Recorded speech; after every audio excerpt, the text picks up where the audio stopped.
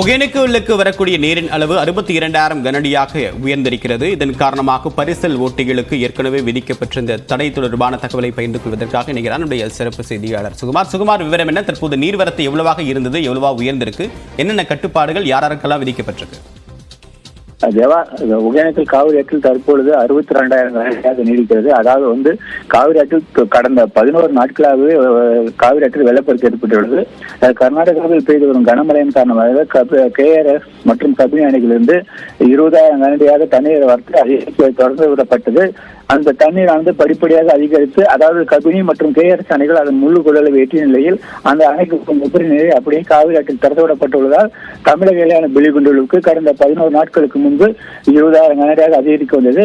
அன்று முதல் மாட்டு நிர்வாகம் காவிரி ஆற்றில் பரிசல் இயக்கவும் குளிக்கவும் ஏற்கனவே தடை விதிக்கப்பட்டு இன்று 11ஆவது நாளாக அது நீடிக்கிறது.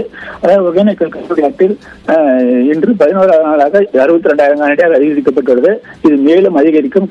ஏனென்றால் கர்நாடகா கபினி மற்றும் KRS அணைகளிலிருந்து 1,00,000 கனஅடி வரை தண்ணீர் திறக்கப்பட்டுள்ளதாக தகவல் தெரிவிக்கப்பட்டுள்ளது. வெள்ள அபாய எச்சரிக்கை மாவட்ட ஆட்சியர் ஏற்கனவே விடப்பட்டுள்ளது. அதாவது இந்த தண்ணீரானது மேட்டூரை நோக்கி சென்று கொண்டிருக்கிறது. மேட்டூர் அணை வேகமாக நிரம்பி வருகிறது. ஒகேனக்கலில் 5 அருவி, சினி அருவி மற்றும் மெயின் அருவி உள்ளிட்ட அருவிகளில் தண்ணீர் ஆர்ப்பரித்து கொட்டுகிறது.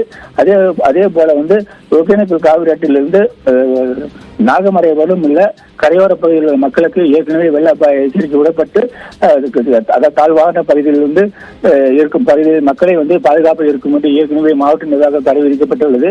இந்த ஒகேனக்கலில் காவல்துறை, தீயணைப்புத்துறை மற்றும் ஊர்காவல் படையினர் ஏற்கனவே பல பகுதிகளில் பாதுகாப்பு பணியில் ஈடுபட்டு வருகின்றனர்.